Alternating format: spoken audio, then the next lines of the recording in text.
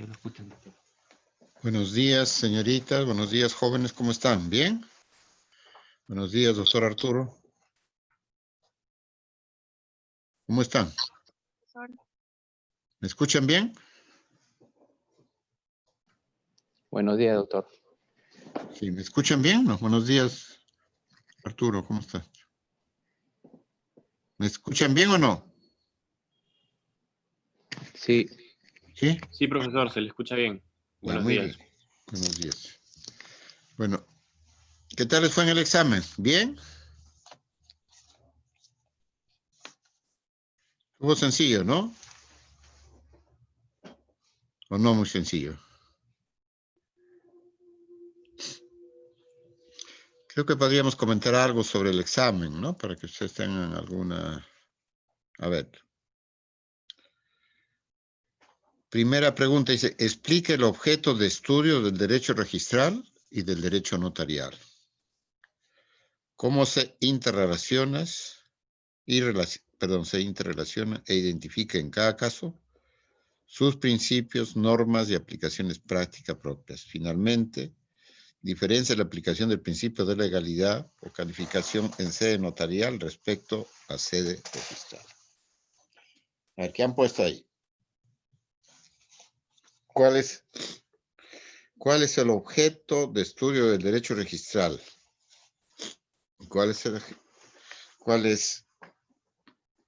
el objeto de estudio del derecho notarial?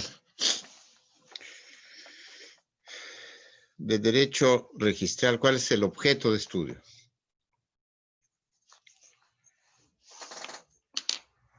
Sería la inscripción, ¿no es cierto?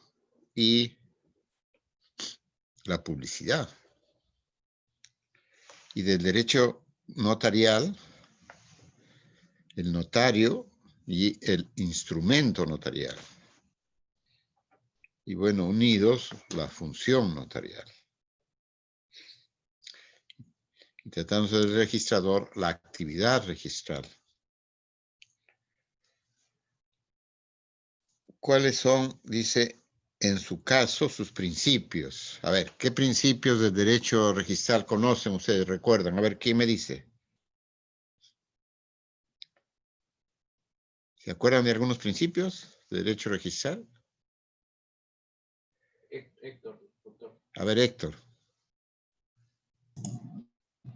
Profesor, buen día, ¿cómo está? Buenos días, Héctor. Adelante. Respecto al derecho registral, bueno, básicamente la mayoría están dentro del Código Civil, pero complementariamente está dentro del reglamento. Entre ellos está el de legalidad, el de arrogación, publicidad, legitimación, buena fe pública registral, el tracto sucesivo y otras que me estoy olvidando. Ajá, muy bien. ¿Qué más? Cedric quiere participar. Cedric, a ver, ¿qué agregarías tú? ¿Se me escucha, doctor? Sí, sí.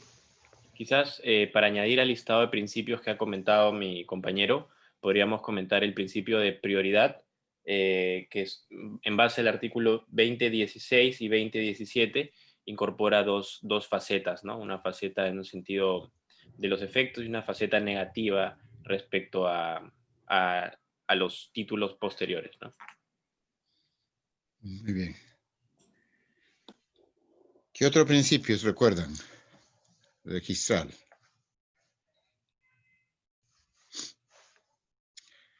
Hay un último principio que hemos visto que no está en el Código Civil.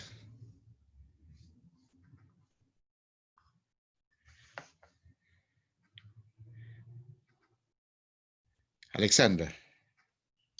Doctor, buenos días. Bueno, Buenos días. según el tubo del Reglamento de Registros Públicos, creo que faltó mencionar el principio de prioridad preferente y el principio de prioridad excluyente. Y no sé si mis compañeros lo mencionaron, pero también el de la fe pública registral. Sí, lo habían mencionado. Y Sí. también el principio de rogación es principio de rogación y de titulación auténtica. Ya, muy bien. Y hay un principio que no he mencionado, que es el principio de especialidad, ¿no? Especialidad que consiste en que se abre una partida, ¿no es cierto? Cuando se trata de inscribir un título, se va a abrir una partida, si es, pues, por primera vez, ¿no? Por ejemplo, un título se inmatricula, un inmueble se inmatricula, una primera de dominio. Y también hay otro principio que no lo hemos mencionado, que es el principio de inoponibilidad, que está en el artículo 2022 del Código Civil. ¿Tienen ahí su artículo, su Código Civil? A ver, ¿quién me lee, por favor, el artículo 2022?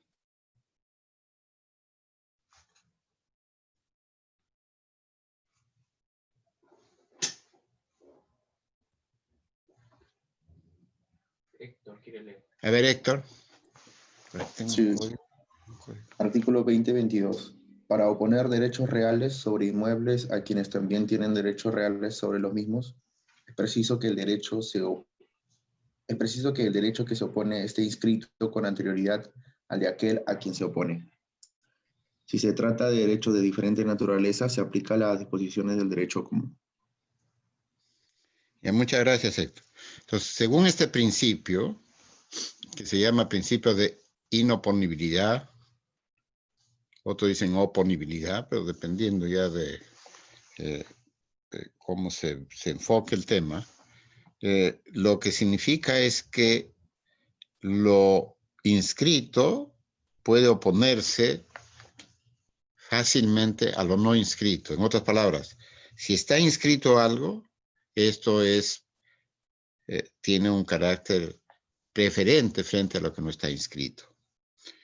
Y aquí yo quiero que ustedes también reflexionen sobre lo que dice el artículo 1135 del Código Civil, que se refiere al concurso de acreedores. A ver, por favor, ¿quién me lee ese artículo 1135 del Código Civil?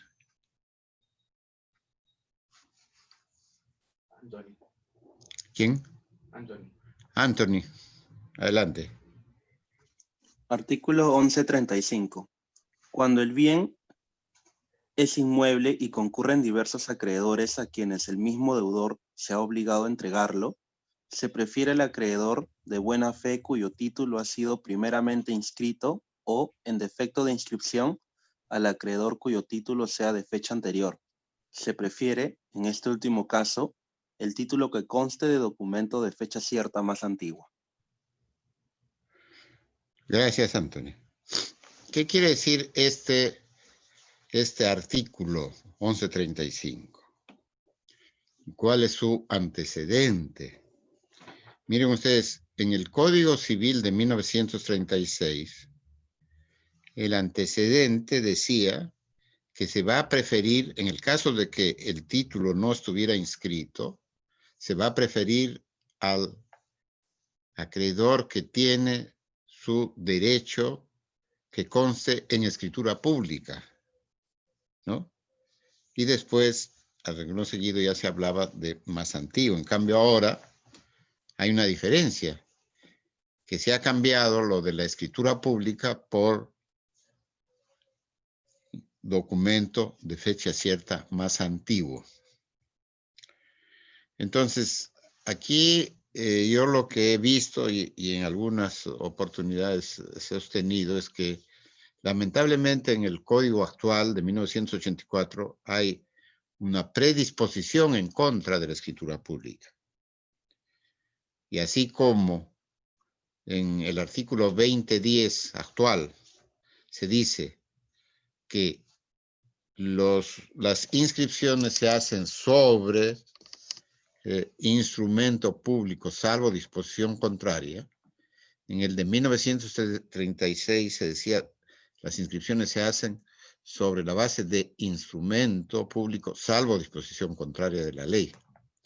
Aquí vemos que se ha sustituido la posibilidad de que considerar a aquel que no está inscrito, en primer lugar, aquel que conste en escritura pública. Ahora se dice aquel que conste en instrumento o en documento de fecha cierta más antiguo. Con lo cual, y dado que el juez puede también ahora tener una amplitud de criterio para calificar las pruebas, etcétera, podía preferirse a un instrumento extra protocolar, un instrumento de fecha cierta más antiguo. Y analizamos también este tema de fecha cierta que considera el Código Procesal Civil, y habíamos afirmado que es, en cierto modo, una fecha cierta relativa, ¿no? O sea, que significa que no puede ser después de esa fecha. A diferencia de los instrumentos públicos que per se, por su propia naturaleza, tienen fecha cierta y que es imposible que se pudiera antedatar, ¿no? ¿No ves que las escrituras públicas unas se extienden unas a continuación de otras, ¿no es cierto? Y en unos registros que al final se toman, entonces es pues muy difícil, casi imposible, diríamos nosotros, de antedatar. En cambio, un instrumento llamado un instrumento de fecha cierta eventualmente podría antedatarse. Pero bueno, esa es la posición que ha asumido nuestro código. Igual, por ejemplo, tratándose de la transacción. El Código del 36 decía que la transacción que tiene carácter de cosa juzgada debe constar en escritura pública. El Código actual solamente dice que conste por escrito, ¿no? Entonces, eso, ¿cómo se llama? Demuestra que hay una orientación determinada en relación con este tema que la verdad es que nosotros en lo personal no compartimos. Muy bien, entonces, volviendo al tema del examen, ya hemos visto cuáles serían los principios que están establecidos en el ámbito del derecho registral. ¿Cuál sería para ustedes el principio más importante? ¿Cuál sería para ustedes el principio más importante? También depende, ¿no?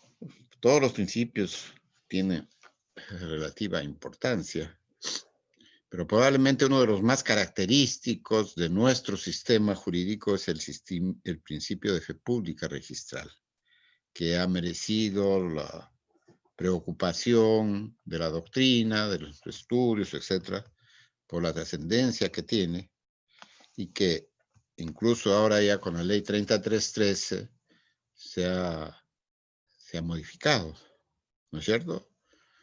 Se ha modificado e incluso ha merecido una acción de inconstitucionalidad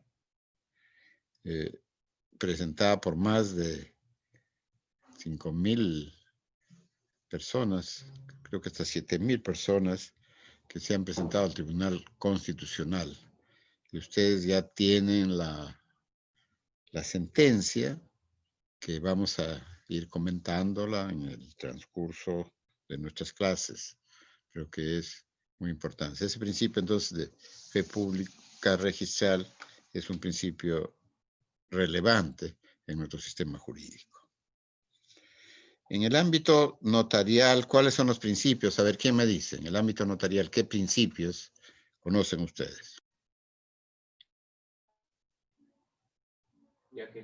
Jacqueline. Profesor, estarían los principios de matricidad, de forma, de inmediación, de notoriedad, también el de unidad del acto formal, bueno, que en Perú sería unidad del contexto, con la excepción de los testamentos. Otro principio es el de comunicación, de consentimiento y de legalidad. Muy bien. Entonces, esos son los principales principios, ¿no? En materia de derecho notarial. Pero hay un principio importante que es el principio de la forma, ¿no? E incluso habíamos dicho que alguien consideraba que el derecho notarial era el principio de la forma, ¿no? ¿Por qué el principio, por qué se decía el derecho notarial, el derecho de la forma? Porque por un lado teníamos la forma establecida en el Código Civil respecto del acto jurídico, y después teníamos la forma que establece el derecho notarial o la legislación notarial para ver cómo se cumple, cómo se logra esa forma prevista en la normatividad sustantiva. Es decir, cuáles son todos los pasos que hay que dar para cumplir esa forma, para lograr esa forma. Entonces, el derecho civil nos presenta como un requisito esencial, por ejemplo, una escritura pública. Entonces, hay que ver cómo es que se va a cumplir esa forma, qué pasos hay que dar. Y a esos pasos que hay que dar, que son desde la rogación que hace una persona al notario, dice, señor notario, ¿no? Sírvase usted de extender en su registro de escrituras públicas una de compraventa que otorgan tal y tal persona, ¿no?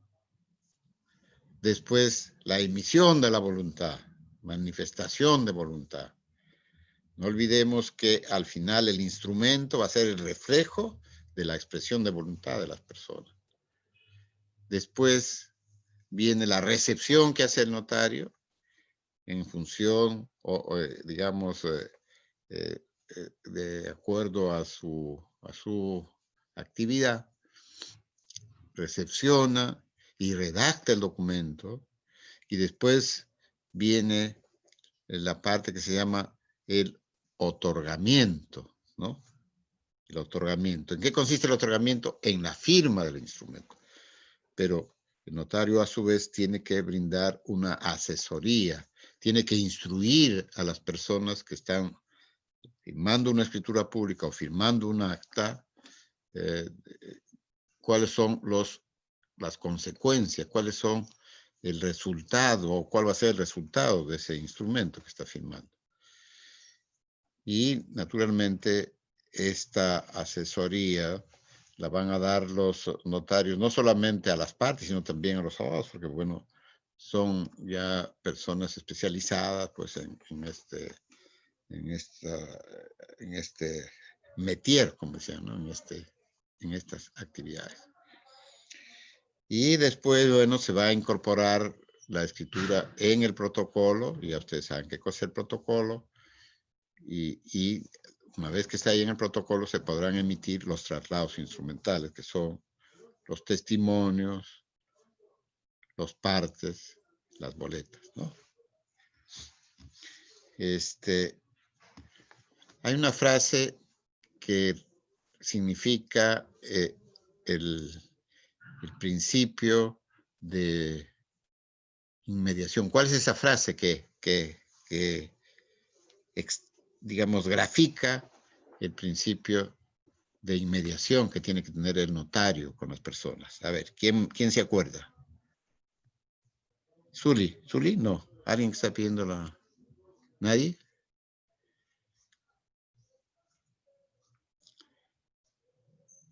Bueno, hay una frase que es ante mí, ¿no es cierto? Ante mí significa que el notario está ahí presente, o sea, hay un contacto físico, ¿no? Con el notario. Y el notario, ¿por qué tiene que tener contacto físico con la gente? Porque tiene que ver si las personas están actuando con capacidad, con libertad y con conocimiento, además de identificarlas, ¿no? Ahora vamos a comentar algo también sobre la implementación que se ha dado en el Perú no hace mucho sobre la Convención sobre Discapacidad. ¿Cuáles son las normas? A ver, ¿qué normas han puesto? En derecho registral ya me dijo, creo que Alexandra o alguien, que las primeras normas están en el Código Civil, y efectivamente en el Código Civil están las normas esenciales en el libro 9. Y ahí habíamos visto también que se diferencia el actual Código Civil respecto del anterior, porque en este actual código existe un libro especial el libro 9 sobre los registros públicos. En cambio, en el código anterior había una mención básicamente en el libro de derechos reales, pero aquí ya se ha hecho una cosa mucho más sistemática. Entonces tendríamos el Código Civil. ¿Qué más? La ley orgánica de SUNAR, ¿no es cierto? Y bueno, hay otras leyes modificatorias, como por ejemplo la ley 27755 y el Reglamento General de Registros Públicos y otros reglamentos, que ahora los aprueba la SUNAR. En el sistema anterior o con la legislación anterior los aprobaba. ¿Quién aprobaba los reglamentos con el Código Civil de 1936? A ver, ¿quién se acuerda? Cedric. La Junta de Vigilancia de los... recuerdo que era una Junta de Vigilancia, no recuerdo si la segunda parte era de los registros públicos o... pero en general era una Junta de Vigilancia, ¿no? Yeah. La Junta de Vigilancia era la que proponía y estaba integrada, entre otros, por ejemplo, por el decano del Colegio de Abogados, un representante de la Corte Suprema, y quien aprobaba los reglamentos era la Sala Plena de la Corte Suprema, ¿no? Y esos reglamentos en realidad eran muy buenos y duraron muchos años. Jacqueline. No, profesor, iba a agregar eso, que los aprobaba la Sala Plena de la Corte Suprema. Sí, sí. Muy bien, entonces, ¿qué otras normas tenemos nosotros actualmente en materia de registral? Y ustedes los conocen también, ¿no? Por ejemplo, hay los decretos supremos relacionados y las normas sobre el bloqueo registral, la norma sobre la reserva de prioridad, ¿no? Y una profusión de disposiciones. Alexandra, adelante, por favor. No, doctor, justo iba a mencionar lo que usted dijo. Pero Ya. bueno, adicionalmente creo que el tubo del Reglamento General de Registros Públicos. Sí, está muy bien. El reglamento general, claro que es el más importante, ¿no? Y hay otros reglamentos de predios, etcétera. Bueno, y en cambio, en el área de notarial, ¿cuáles son las normas más importantes? A ver, Héctor. Sí, profesor. Entre ellos está el decreto legislativo 1049 Muy bien. del notariado y también, que también tiene muchas relaciones, la ley 26662 sobre la competencia notarial en asuntos no contenciosos. Ajá. Muy bien. ¿Alguien se acuerda de Héctor? Estabas hablando, ¿no? Héctor, ¿terminaste? No. Sí, profesor, ya acabé. Muy bien. ¿Y cuántas leyes de notariado hemos tenido en el Perú? ¿Quién se acuerda?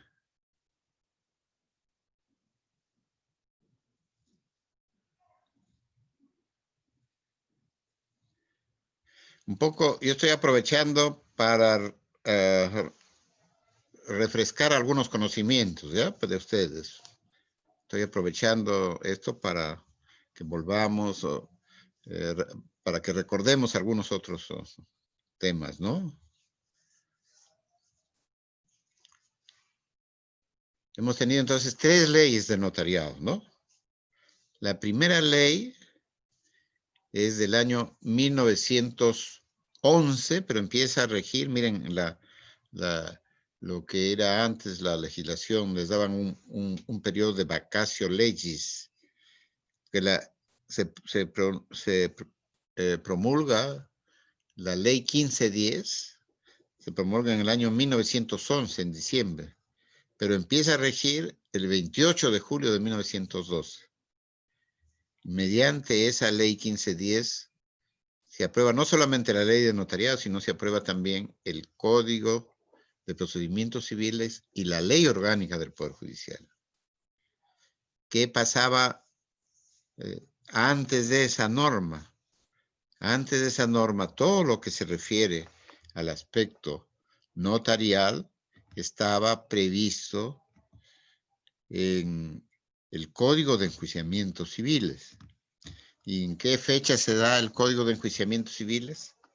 En el año 1852, en que también se da el primer Código Civil en nuestro país, ¿no?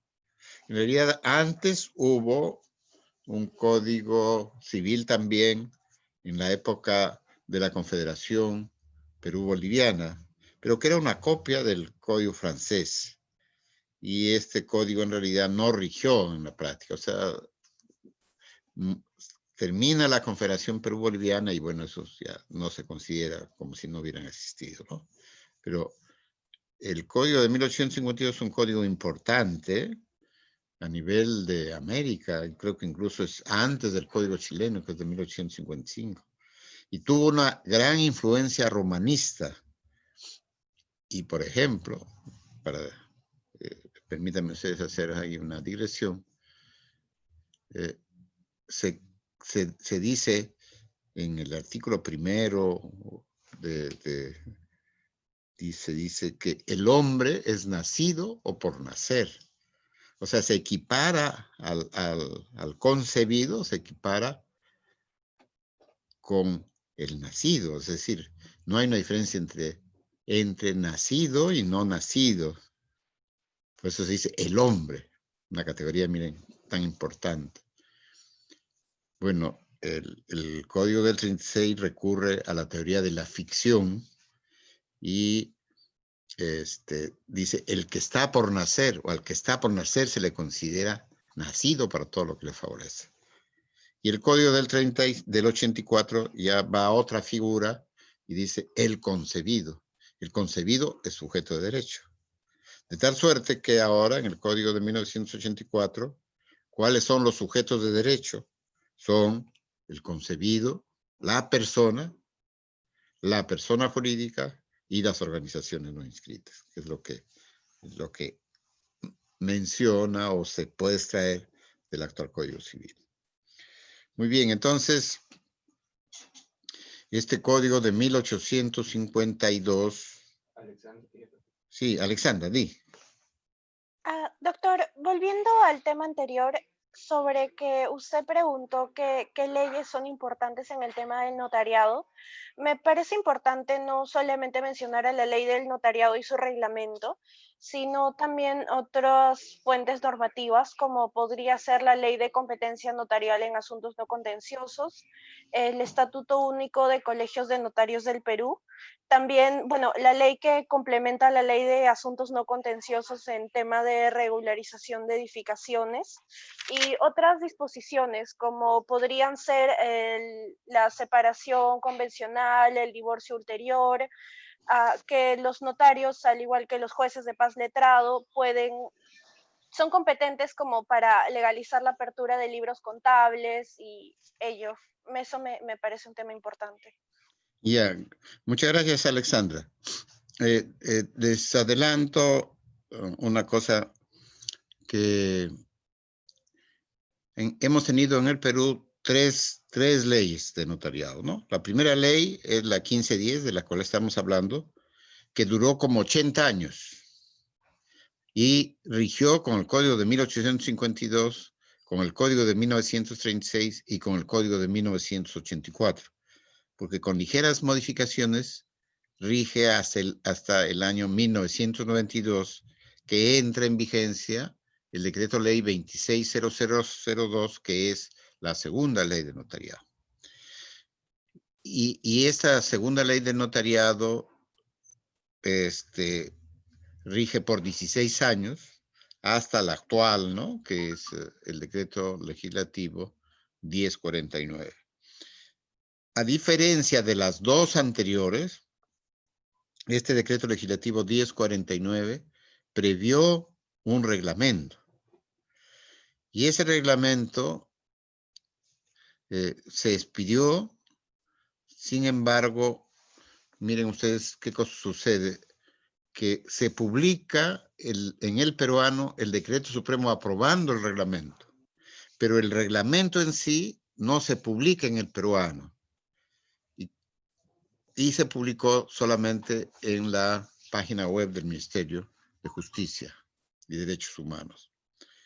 Entonces, un colegio de notarios del interior del país planteó una acción popular y esta acción popular fue declarada fundada.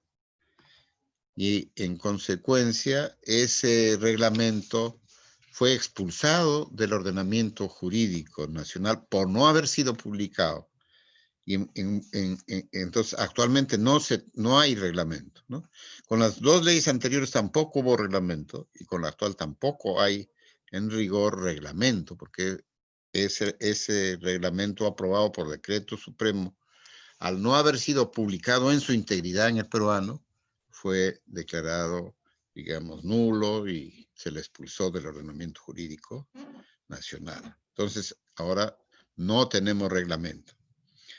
Y bueno, es verdad que hay la idea de que se publique un reglamento. Cuando estaba de ministro, el doctor, que fue el doctor Ceballos, que fue primer ministro después, publicó un proyecto de reglamento dando plazo de un mes, una cosa así, para que se formulen observaciones. Nosotros formamos una comisión en el Colegio de Notarios de Lima. A mí me tocó presidir la comisión y presentamos un proyecto alternativo, remitiéndolo al Ministerio de Justicia y diciéndole que en realidad quien debía proponer ese reglamento debía ser el Consejo de Notariado y no el presidente del Consejo de Notariado, que era lo que había sucedido. Y está ahí hace como un año, ¿no? Ahí está estudiándolo. O sea, pero no hay reglamento. Nosotros, como les digo, propusimos una cosa alternativa porque no nos parecía que era conveniente lo que se estaba considerando en ese proyecto de reglamento.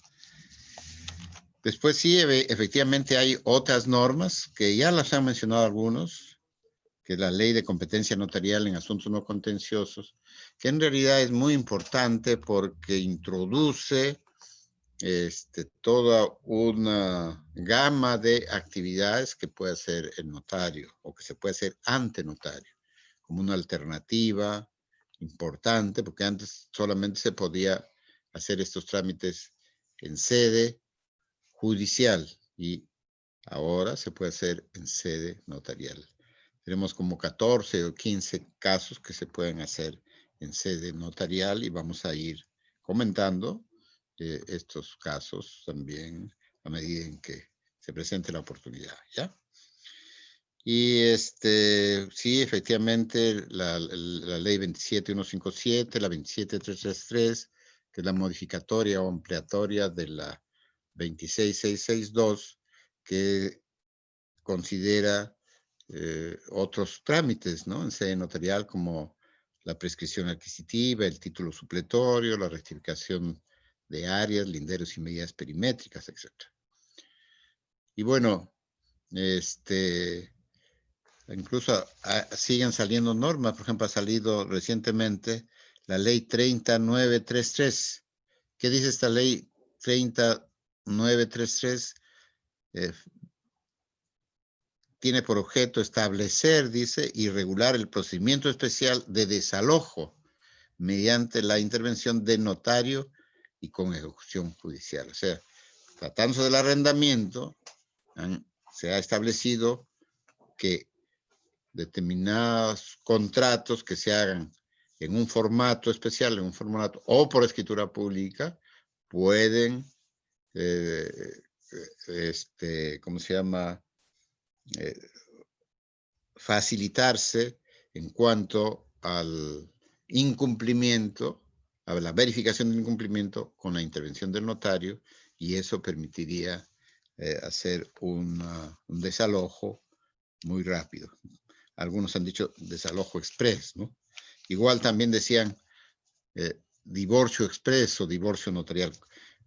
Frase con la cual yo no estoy de acuerdo porque no se puede decir divorcio judicial ni divorcio notarial. Yo creo que es divorcio en sede judicial o divorcio en sede notarial, ¿no? Pero bueno, a lo que se quiere incidir, en lo que se quiere incidir básicamente, es en la rapidez con que se pueden lograr las cosas en sede notarial, mucho más rápido que en sede judicial, ¿ya? Después, ¿qué otra cosa habíamos dicho? Bueno, las aplicaciones prácticas, ya hemos dicho que las aplicaciones en el ámbito registral se dan en el pronunciamiento de los registradores y básicamente del tribunal registral, en los plenos, etcétera. Y bueno, en el ámbito notarial, eso en el ámbito registral. En el ámbito notarial, en la práctica concreta, ¿cómo se llama? Y hay aspectos que no están considerados en la ley. Por ejemplo, yo les decía que la copia simple no existe en la ley, propiamente en la ley de notariado no existe, aunque en otras normas y en la práctica concreta, ¿no? Otro tema también era, por ejemplo, la aceptación de poder, que no existía antes, sino en la propia práctica notarial, ¿ya? Y ahora, bueno, ya está reconocido, etcétera. Muchas cosas vienen de la práctica. El derecho notarial básicamente también es una aplicación práctica. Por eso se ha dicho que el notario es un artesano, ¿no? Hace las cosas. Y el principio de legalidad, tanto en el derecho notarial como en el derecho registral, tiene una gran importancia, ¿no? Aquí yo, por ejemplo, les quiero preguntar, ¿cómo es que se verifica la capacidad? Porque el notario tiene que ver la capacidad de la persona y el registrador también la capacidad. Pero el notario ve a las personas, conversa con las personas, ¿no es cierto? Analiza si la persona es capaz o no. Y el registrador, ¿qué cosa va a ver? El registrador no va a analizar esa capacidad directamente, sino a través de los documentos que existen, ¿no? A través de lo que existe en el registro, si hay inscripciones, etc. Entonces, ahí está un poco la diferencia entre este aspecto que se dice principio de legalidad en el ámbito notarial y en sede registral, ¿no? Porque ambos tienen que ver que la cosa esté de acuerdo con la ley, ¿no? Incluso hay un principio, o sea, una presunción de que el documento notarial o instrumento notarial tiene una doble presunción. Una en los hechos, presunción de veracidad, y otra en el derecho, presunción de legalidad, ¿no? Y habíamos dicho también que el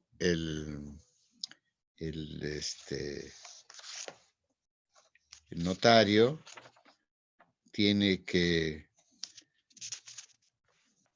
analizar si la persona se halla capaz. Y ahora ustedes saben que se ha modificado, ¿no?, el Código Civil. Entonces, ya no hay ahora, como decía el Código Civil, personas capaces e incapaces, ¿no?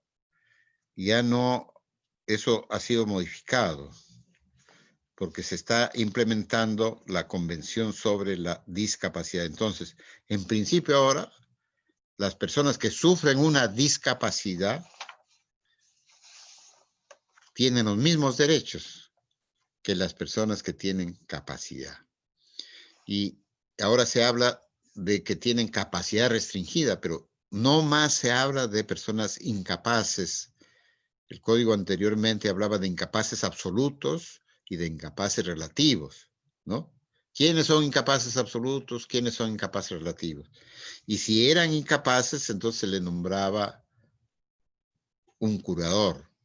Se los interdictaba y se nombraba un curador. Y el curador es el que tomaba las decisiones. Hoy, de acuerdo a esta norma, ¿no?, que se ha expedido, es un decreto legislativo, 1384, se ha modificado esta concepción. Ya no hay incapaces. Todas las personas son capaces. Ahora, se dice que en el mundo hay como 1.000 millones de personas que tienen alguna discapacidad. O sea, el 15% de la población mundial tiene alguna discapacidad.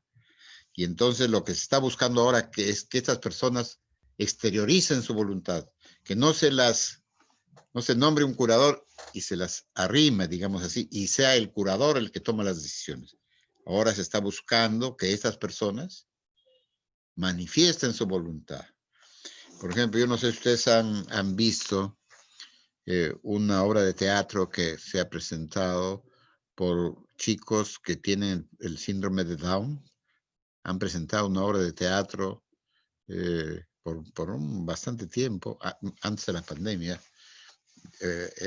sobre Hamlet, ¿no? Nada más que Hamlet de Shakespeare. Imagínense ustedes, y es unos niños que uno los ve ahí, pues actuando como si serían personas absolutamente normales, ¿no? Entonces, ahora, repito, ya no hay que hablar de incapacidad, sino de discapacidad. Y entonces, la posición del notario ahora es mucho más delicada y también se podría decir bastante arriesgada, ¿no? Porque antes, si se tenía una duda y dice, hay un principio, una regla en el ámbito notarial, si tienes alguna duda, abstente, ¿no? Ahora, al contrario, ahora hay que tratar de que esa persona efectivamente exprese su voluntad, ¿no? ¿Y cómo expresa su voluntad? Con la ayuda de otras personas, con apoyo, salvaguardas, etc., ¿no? Entonces, eso es ya una nueva, digamos, actividad, una nueva orientación sobre la función notarial. Muy bien, entonces, el notario básicamente va a dar fe, ¿no es cierto?, de la capacidad de la persona, de la libertad y del conocimiento con cual se están obligando. Obviamente también de su identificación. Esta identificación se hace ahora utilizando el sistema de identificación biométrica, la consulta en línea. A veces no hay, ¿cómo se llama?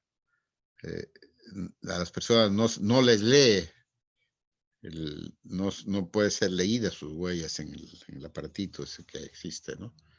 Entonces hay que recurrir a testigos o hay que recurrir a la consulta en línea. O finalmente el notario, si la conoce a la persona, puede dar fe de que efectivamente la conoce.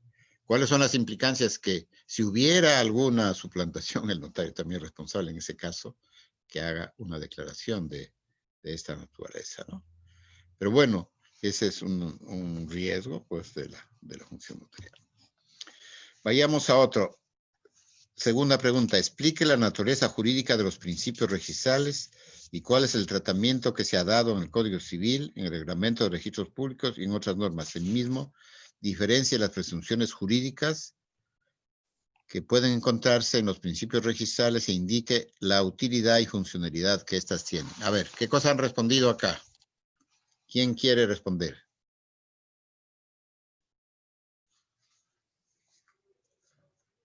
¿No se anima?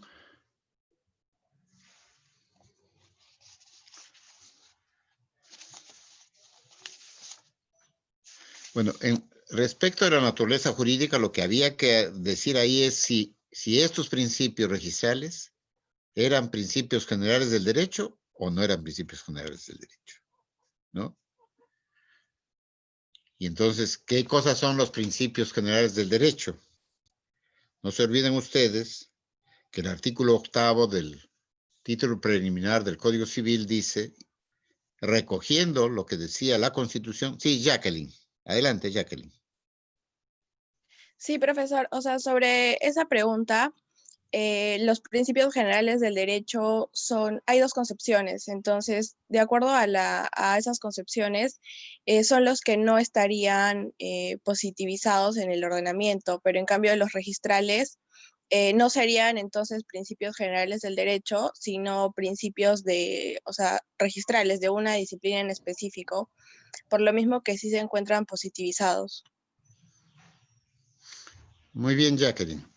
Sí, efectivamente hay una discusión sobre qué cosa se entiende por principios generales del derecho Y ahí hay incluso 3 posiciones, ¿no? Una posición filosófica, una posición positivista y una posición que podríamos llamarle mixta o intermedia. Y para la posición filosófica, por ejemplo, ahí está Giorgio Del Vecchio. Giorgio Del Vecchio son aquellos principios o son ideas, bases fundamentales que trascienden, ¿no?, el ordenamiento jurídico o que eventualmente inspiran el ordenamiento jurídico. En cambio, para la posición positivista son ya todos estos principios son aquellos que se extraen, ¿no? Se extraen por una suerte de deducción, digamos, de todo el ordenamiento jurídico. Y el Código Civil italiano, por ejemplo, habla del ordenamiento jurídico del Estado. Y nuestro código, podríamos decirle que está en una posición intermedia porque en la Constitución de 1979, a iniciativa del doctor Cornejo Chávez, que era constituyente, se consideraba hacia aquellos principios que inspiran el derecho peruano. Porque si hubiera dicho aquellos principios del derecho peruano, ya ahí hubiéramos estado en una posición positivista. En cambio, cuando se dice aquellos que inspiran el derecho peruano, entonces ya es una cuestión un poco ecléctica, ¿no? Efectivamente, una de las características de los principios registrales es que necesariamente tienen que estar positivizados, es decir, tienen que estar en una norma concreta, ¿no es cierto?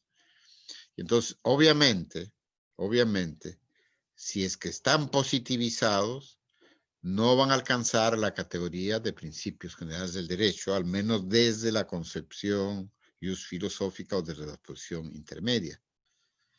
Son principios, como dice Jacqueline, de una disciplina, ¿no? Su naturaleza jurídica no es del mismo rango, del mismo nivel que el de los principios generales del derecho. ¿Cuáles son los principios generales del derecho? Por ejemplo, el principio de la buena fe, ¿no? El principio de la jerarquía de normas, el principio de respeto a la persona. Hay una serie de principios generales del derecho que son importantes, ¿no? El abuso del derecho, o sea, que la ley no ampara el abuso del derecho, que está comprendido en nuestro Código Civil, también es un principio, ¿no? Entonces, el artículo 8º del título preliminar del Código Civil dice que se puede recurrir a los principios que inspiran el derecho peruano. Siguiendo la Constitución de 79 y la de 1993 ha variado y habla ya de la costumbre, etcétera, ¿no? Entonces, es un tema interesante. Pero tratándose de los principios registrales que efectivamente no adquieren, pues, la categoría de principios generales del derecho. ¿Cuáles son las presunciones? Ya habíamos visto que hay, por ejemplo, en el principio de publicidad, en que otros dicen que eso no es principio, hay una presunción iure de iure, ¿no es cierto? Y en el principio de legitimación hay una presunción iuris tantum, ¿no? Uno no admite prueba en contrario, el otro sí admite prueba en contrario.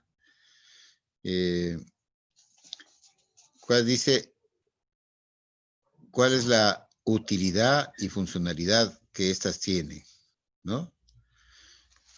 Por ejemplo, tratándose del principio de fe pública registral, ya esta presunción, una vez que se ha inscrito el derecho, una vez que la persona se ha convertido propiamente en tercero registral, ya no hay una presunción iuris tantum, sino hay una presunción iure de esa persona, pero siempre y cuando cumpla con todos los requisitos, ¿no?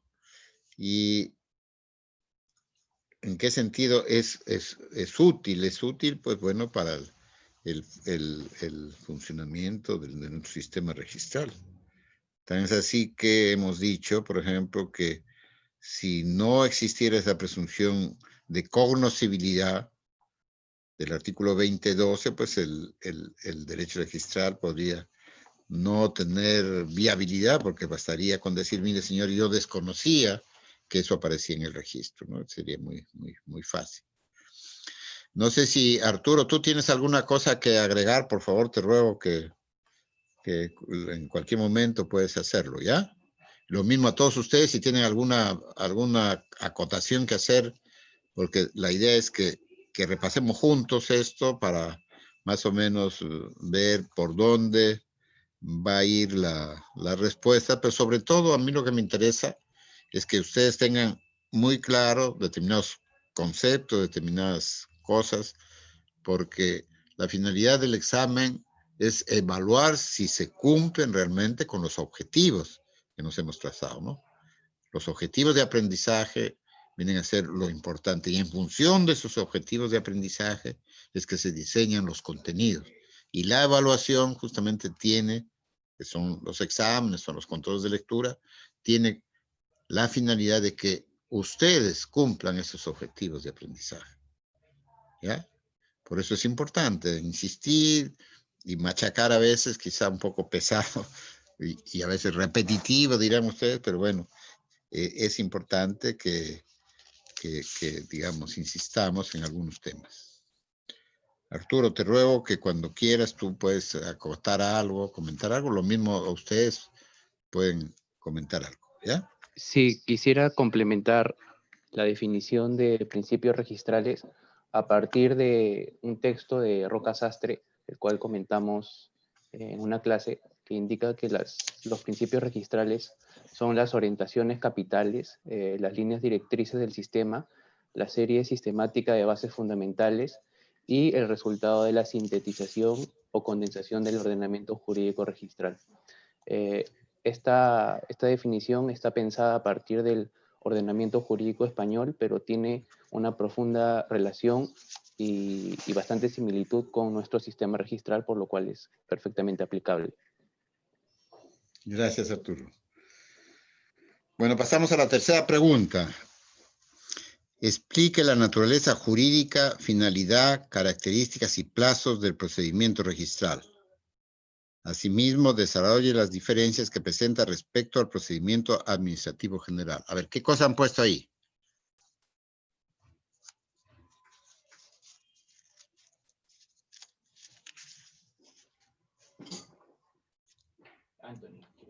Anthony.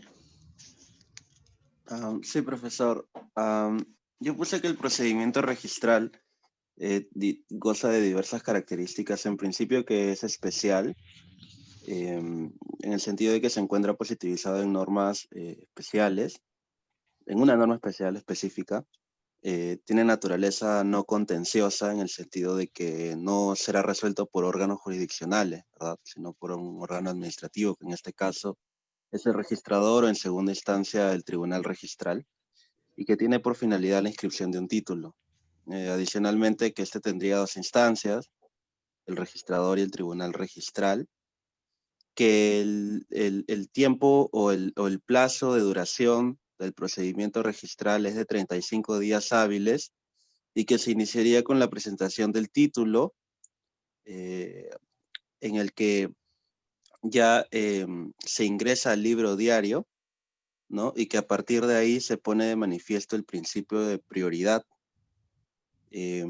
Asimismo que de acuerdo con el reglamento, hasta el día 7 el registrador lo puede calificar y podrá observarlo, liquidarlo o tacharlo, dependiendo de la situación, ¿no? Si la observación es subsanable, se podría subsanar hasta el día hábil 29, pero que más allá de eso ya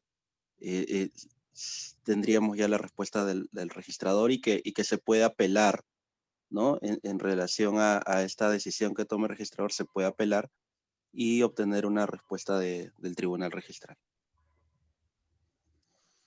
Muy bien, Anthony. ¿Alguien más quiere agregar algo? Alexandra. Sí, doctor, solamente para complementar lo que dijo mi compañero sobre la diferencia entre el procedimiento administrativo general y el procedimiento administrativo registral, es que el procedimiento administrativo registral es un procedimiento de tipo especial. Discúlpeme, por lo tanto, el TUO de la Ley de Procedimiento Administrativo General solamente se aplicará de manera supletoria. Y lo mismo pasa con otros tipos de procedimientos administrativos que tienen normas especiales, como podría ser en temática de contrataciones públicas. Entonces, el procedimiento administrativo registral tendrá sus propios plazos, tendrá sus propias instancias y eso era lo que quería comentar. Gracias, Alexandra. ¿Alguien más?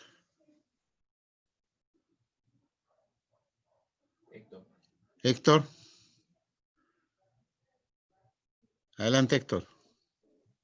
Sí, profesor. Creo que otra diferencia entre el procedimiento registral y el procedimiento administrativo es que creo que prevalece el principio de rogación, ¿no? En este caso no hay no hay pulso oficioso, porque toda inscripción requiere de la rogación, a diferencia del procedimiento administrativo que puede ser o a pedido de parte o de oficio. ¿Alguien más quisiera intervenir? No.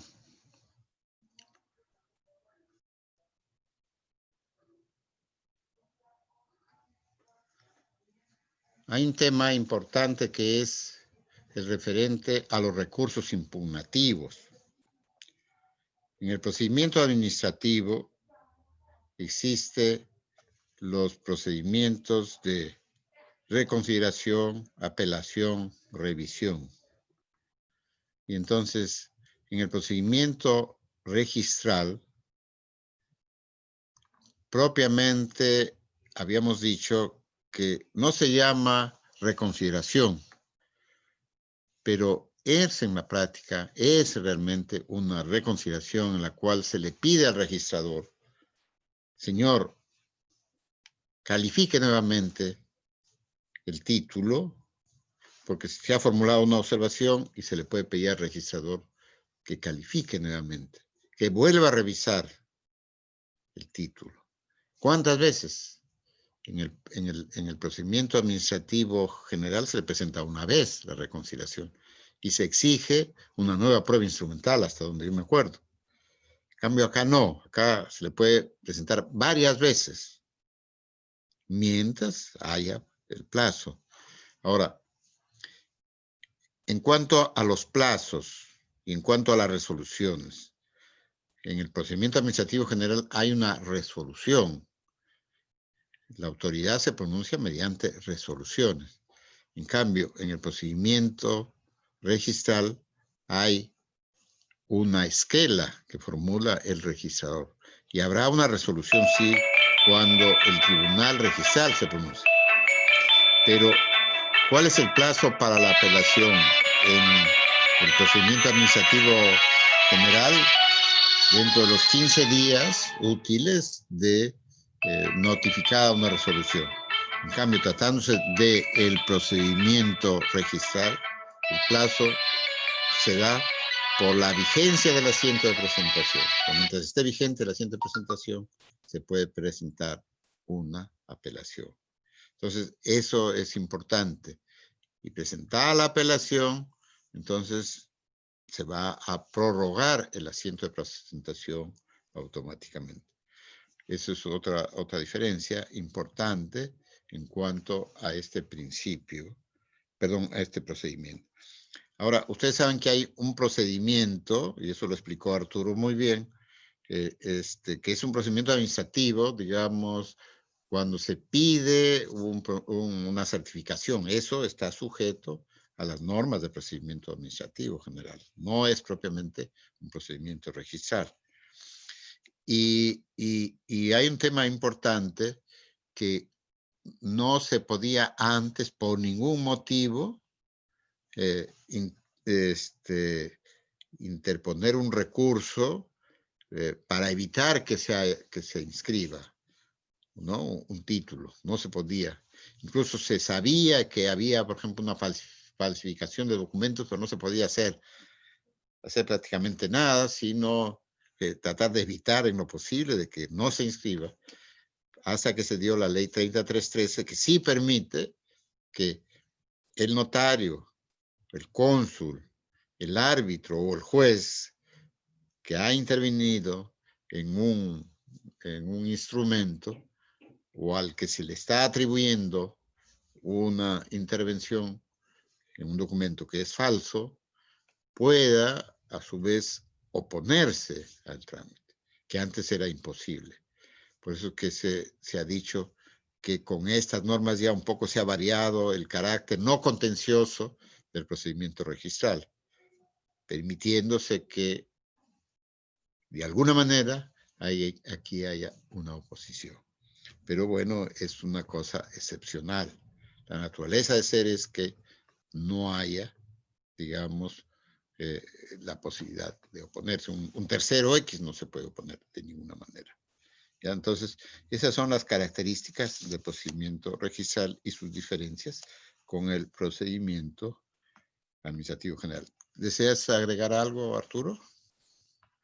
¿O no? Está claro todo. Sí, que si bien es cierto, el Reglamento General de Registros Públicos dice que el plazo de vigencia del asiento de presentación es de 35 días hábiles. No necesariamente se cumple siempre este plazo, porque puede ser de que al séptimo día el título sea inscrito y con ello concluye el procedimiento registral. O también puede ser que el plazo de vigencia de asiento de presentación sea prorrogado o por alguna causal establecida en el mismo reglamento, con lo cual ya este plazo pasaría a ampliarse, ¿no? Y no sería de 35 días, sino 60 o incluso a veces hasta más. Ya, gracias, Arturo. Pasamos a la pregunta 4.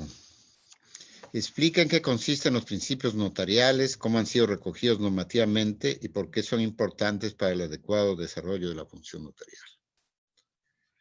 Aquí veo yo un examen donde dice el decreto 1049 referente a la ley de notariado, que en realidad es una ley de notariado, aunque no lo digan, ¿no? No establece una lista taxativa de principios, como sí ocurre en el texto único ordenado del Reglamento General de los Registros Públicos. Sin embargo, de la lectura de la mencionada norma podemos identificar la existencia de principios referentes a la función notarial, así como en la lectura de otras normas que hacen referencia, por lo tanto, nos valdremos de la doctrina, etc. Es cierto lo que se dice, ¿no? O sea, propiamente no hay una enumeración como sí existe en el Código Civil y en el Reglamento General de los Registros Públicos en relación con la función notarial o con los llamados principios notariales que ya hemos hablado anteriormente y están naturalmente en la ley.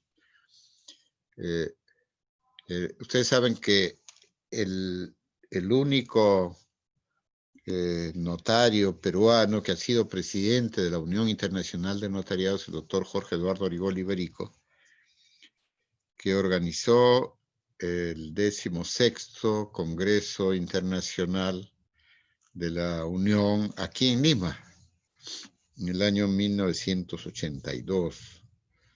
Y cuando él era presidente de la Unión, se aprobó en Holanda los principios del notariado relativos con el instrumento, con el notario y con la organización notarial. Y estos principios fueron recogidos en la ley 26002, que es la ley que fue la segunda ley de notariado y que justamente fue elaborada por 2 comisiones. La segunda de ellas, que es la comisión revisora que preside el doctor Orihuela. Y en el actual decreto legislativo 1049 están considerados pues esos principios de los que hemos hablado, pero es verdad que no están así catalogados en la forma que sí está, lo hace el Código Civil y el reglamento del Reglamento General de los Registros Públicos, tratándose de registros públicos. ¿Y qué cosa hay ahí? Bueno, hay la función notarial que tiene que ser una función que se ejerce en forma personal, exclusiva, imparcial. Y bueno, hay ahí en la norma estos principios que que ya ustedes conocen, que son los principios de inmediación, de forma, de, ¿cómo se llama?, de unidad del acto, que repetimos en el Perú, en la ley de notariado, se considera, a diferencia de la ley anterior, que sí presuponía una unidad de acto. Ahora, en la ley actual, en el decreto legislativo actual, se prevé la unidad de contexto, ¿no? Ahora, ¿qué sucede, por ejemplo, tratándose de los testamentos? Ahí, tratándose de los testamentos, sí hay una unidad de acto con carácter de esencial, porque el artículo 696 del Código Civil exige que estén reunidos en un solo acto, el testador, los testigos y el notario, sí, bajo sanción de nulidad. Si no se cumple con eso, el testamento sería nulo. Entonces, aquí es importante recalcar esto, puesto que el decreto legislativo del notariado ha sincerado las cosas y ha dicho, bueno, todas las personas no están normalmente al mismo momento para firmar. Entonces, pueden firmar en diferentes momentos e incluso en diferente fecha. Y eso es lo que se llama unidad de contexto, es decir, un solo notario y un solo documento, pero la fecha puede ser diferente. Ahora, esto también ha sido criticado por algún sector de la doctrina porque dice, bueno, se le está quitando una especie de, digamos, de certeza a la escritura pública en cuanto a la fecha. Porque ¿qué fecha va a tener la escritura pública? La fecha en que se extiende el instrumento, que es, por ejemplo, el 31 de octubre del año 2020, o la fecha en que se termina de firmar el documento, porque puede terminarse de firmar el 3 de noviembre, por ejemplo, ¿no? Ahora, en otros casos hay un periodo incluso mayor, ¿no? Un periodo mayor de tiempo, porque incluso el notario puede haber salido de licencia y ha intervenido otro notario en su reemplazo, porque cuando un notario sale con licencia, lo reemplaza otro notario, así como los ministros, ¿no? Un ministro sale de licencia, lo reemplaza otro ministro. Y entonces ahí puede darse pues una figura de que son 5 las personas que intervienen en una escritura pública, 3 han firmado con un notario y 2 con el otro, pero al final uno de los notarios, que es el que concluye la escritura, es el que va a dar fe de todo, ¿no? Entonces es un tema, por ejemplo, que cuestionable, y eso queríamos resolver nosotros en el reglamento, pero no se ha tocado ese tema realmente. Y es una situación un poco cuestionable. Bueno, ahí hay un tema, por ejemplo, que normalmente hemos dicho que el derecho notarial es el derecho de la forma, porque todo lo que se refiere a la forma como se hace el instrumento debiera estar o debiera pertenecer al ámbito del derecho notarial. Sin embargo, tratándose del testamento, todos esos requisitos están en el Código Civil. Y en lo personal creo que son excesivos, ¿no? Porque el artículo 696 del Código Civil exige que el notario haga de su puño y letra, o sea, reciba la voluntad del testador y lo escriba de su puño y letra. Y que todos las personas, tanto el testador como los testigos, firmen las páginas del registro y obviamente el notario también. Y eso no es así en todas las escrituras públicas. Cualquier otra escritura se puede hacer sin presencia de testigos, se puede hacer a máquina o en computadora, ¿no? En cambio, este tipo de escritura pública necesariamente tiene que hacerse de puño y letra del notario. Entonces yo les voy a comentar, por ejemplo, que durante el presente año hasta la fecha, incluso con la pandemia en que se han acelerado las cosas, yo estoy este año con 10 10 escrituras en todo el año de testamento. Imagínense ustedes, o sea, es una situación. ¿Me están escuchando o no? ¿Sí? Creo que se ha ido el Sí, audio. profesor. Ah, ya. Sí, doctor. Entonces yo les decía, miren, por ejemplo, yo tengo en este año, inclusive con la pandemia que la gente se ha preocupado y quiere hacer testamento, tengo hasta la fecha 10 escrituras públicas de testamento durante todo el año. ¿Qué significa esto? Significa, por un lado, que la gente no quiere otorgar testamento. Pero por otro lado, que me parece también, ¿no?, que son excesivas las formalidades. Porque el hecho de tener ahí a 3 personas, son el testador y 2 testigos, durante 2 horas, por lo menos, que lo que dura 2 horas, 2 horas y media, es pues un problema, ¿ya? Pero, bueno, en fin, yo creo que es un tema que hay que revisar, pero lo que quería hacerles notario es que estas formalidades no están en la ley de notariado, que debieran estar. En un momento estuvieron, en una época estuvieron, pero después salieron de la ley de notariado y se los recogió en el Código Civil de 1936. E incluso se exige ahí testigos, pero además hay una especie de cuestionamiento a los notarios porque se dice que no pueden ser empleados de notarios ni de otros notarios. O sea que si alguien trabaja en una notaría o practica en una notaría, ya no podría ser testigo en cualquier notaría, ¿no?, del Perú. Entonces se da a entender pues que es una especie como una magia, ¿no? Me parece que eso es excesivo, porque lo entendería, bueno, si son personal que trabaja donde un notario, que lógico que no se justifica que sea testigo. Pero por lo general, esta institución de los testigos, en mi opinión, debería ser un voluntario, ¿no? No necesariamente un obligatorio. Ahora voy a aprovechar también acá para aclarar algo, porque siempre me consulta, ¿no? Es requisito indispensable, por ejemplo, si una persona tiene más de 60 o más de 70 años, que presente certificado médico para hacer una escritura pública. La respuesta es no. La ley no exige. Es criterio del notario evaluar a la persona.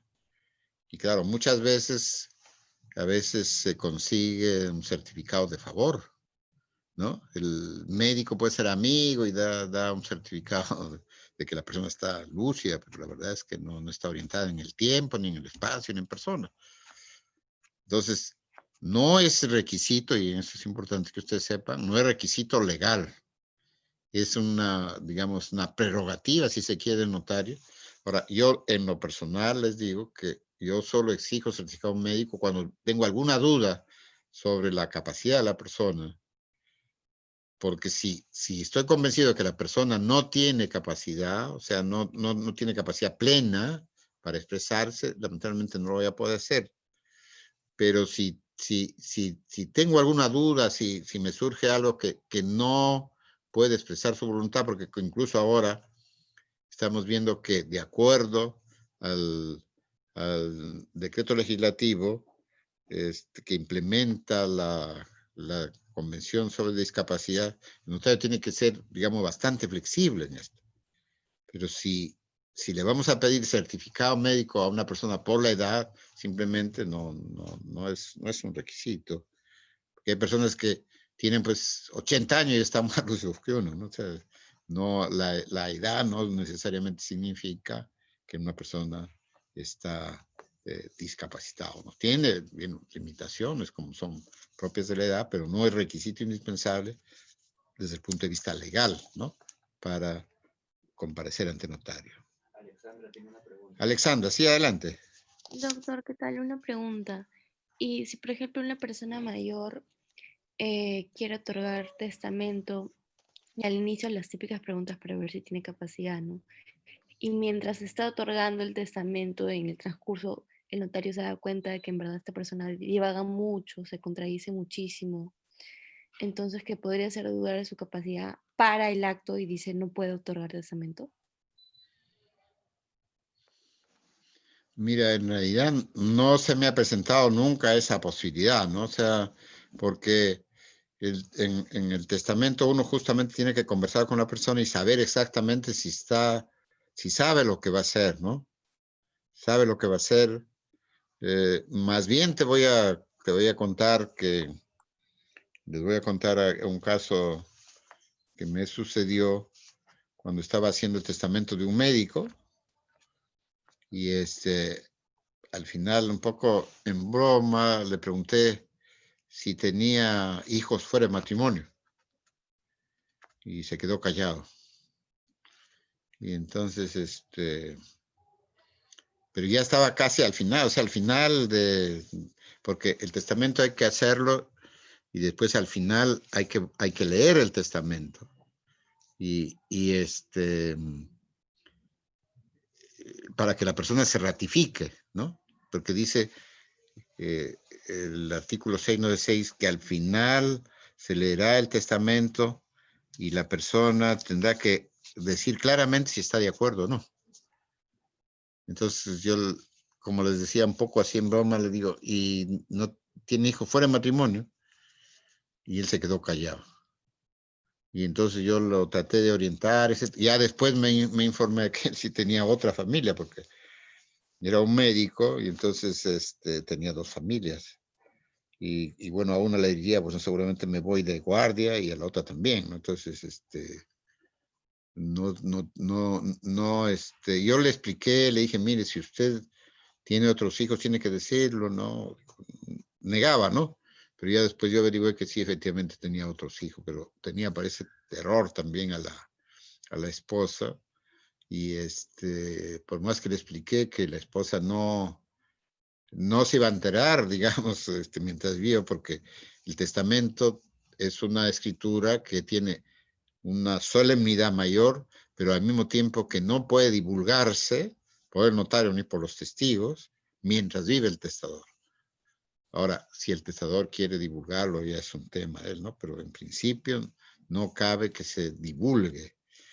Entonces, yo no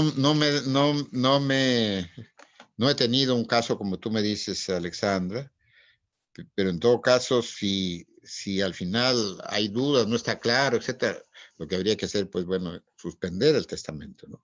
Si se da esa situación de que la persona al final ya no puede expresarse, el código también prevé la posibilidad de que, bueno, se suspende el testamento y, bueno, se reanude en otra oportunidad, ¿no? Sí, eso es lo que podría decirte en este caso.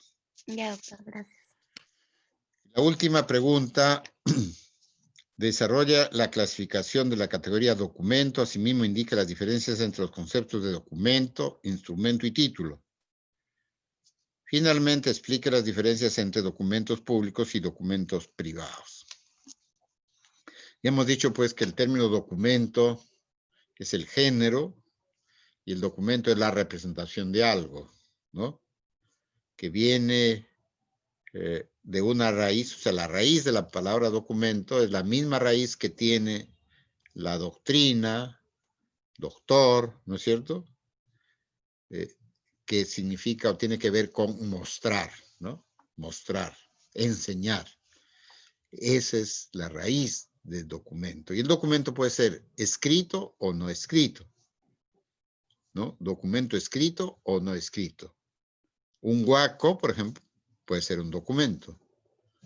Un film, un video o video, como ustedes quieran, también es un documento. En fin, hay otros, digamos, aspectos o ejemplos que se podrían citar. Pero el instrumento sí tiene que ser necesariamente escrito, es un documento escrito. Por eso la palabra documento comprende al instrumento. Todo instrumento es un documento, pero no todo documento es un instrumento. O sea, el instrumento tiene que ser necesariamente escrito. Y el instrumento puede ser público o privado. Documento público es aquel en el cual interviene un oficial público, como por ejemplo es un notario, que no es un funcionario público o un funcionario público, en el ejercicio de sus funciones, en el ámbito de su competencia y con las formalidades de ley. Y el instrumento privado es aquel que no tiene las características del instrumento público o del documento público. Hemos dicho también que si bien sabemos que documento e instrumento no son lo mismo, para fines prácticos se los considera como si fueran los mismos. Es decir, la palabra documento, sabemos que en principio abarca más que los escritos, puede, digamos, ser usado y en la práctica lo es como si fuera inscrito, ¿no? Como si fuera siempre escrito.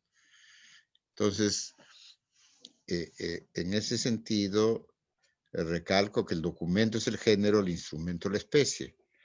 ¿Y qué es el título? Para fines registrales es el documento o los documentos que se presentan al registro para los fines de la inscripción, o sea, solicitando la inscripción, ¿no? Y bueno, las diferencias entre los documentos públicos y privados ya se lo he dicho y ustedes podrían analizar. Bueno, el caso práctico es un tema también interesante que ya nos tomaría tiempo analizarlo, pero de repente Arturo quiere decir algo sobre eso, pero ya también la hora nos ha ganado, ¿no? No sé si quiere decir algo, Arturo, algo más. De repente la próxima clase podríamos comentarlo, porque hay algunos aspectos ahí que quisiera ver con detalle. Sí, Héctor, te escuchamos. Héctor, adelante. Sí, profesor. Respecto a la siguiente clase, entiendo que está programado o mapeado un control, un cuarto control, pero no sé si sería posible poder postergarlo para el martes 10 de noviembre, en todo caso, dado que acabamos de salir de la semana de parciales. Solo si es posible. No sé, Arturo, ¿tú crees que se podría coordinar con la facultad eso o no es necesario? No es necesario, depende de nosotros, pero yo creo que sí es factible. Sí. Y el siguiente, ¿cuándo sería? Porque... El siguiente es ¿cuánto? El 19. No sé, a lo mejor se juntan demasiado. ¿Qué dice Alexandra sobre esto? A ver, ¿qué dice nuestra delegada? ¿Qué opina? Doctor, bueno, a mí en principio sí me parecería bien, con la condición de que no se nos junten muchos controles antes de finales, pero aún así creo que no habría perjuicio con que este control se hace para el martes. Y no necesitamos ninguna autorización de la facultad, eso es totalmente prerrogativa de usted. Ya. Entonces, Héctor había sido quien había pedido, ¿no? ¿Quién pidió, Héctor? Entonces estaría bien, ¿están de acuerdo entonces que tomemos el control no este jueves, sino el martes, ¿no? Sí, doctor. El martes 10. Sí, doctor, de acuerdo. ¿Sí? Sí, de acuerdo. Entonces quedamos así. Gracias. Ya, entonces la próxima clase hacemos clase, vamos a comentar el caso, ahí lo encargamos a Arturo que lo analice y hacemos clase la próxima y el control sería el 10, ¿no? ¿10 cae próximo martes? Sí, martes 10. Sí, Entre paréntesis, el profesor, 14 de noviembre, ¿qué es lo que se recuerda? A ver, ¿quién sabe? ¿Mm? Tiene que ver con el actual Código Civil y con el Código Civil anterior. Les dejo esa inquietud, ¿ya? Doctor, ¿Ah? se promulga, me parece, o entra en vigencia el Código Civil del 84, si no me equivoco, el Sí, 14. así es. Muy bien, 14 de noviembre del 84. Pero además tiene que ver con el código anterior también, ¿ya? Como un homenaje. Bueno, entonces, mucho gusto saludarlos, que les vaya muy bien, chicos, ¿ya? Nos estamos viendo la próxima clase el jueves. Gracias. Gracias, doctor. Gracias a Gracias, todos. doctor. Hasta luego. Hasta luego, que les vaya muy bien. No tienen ninguna pregunta, ¿no? Me olvidé. Ya se fueron. Ya se fueron. Bueno.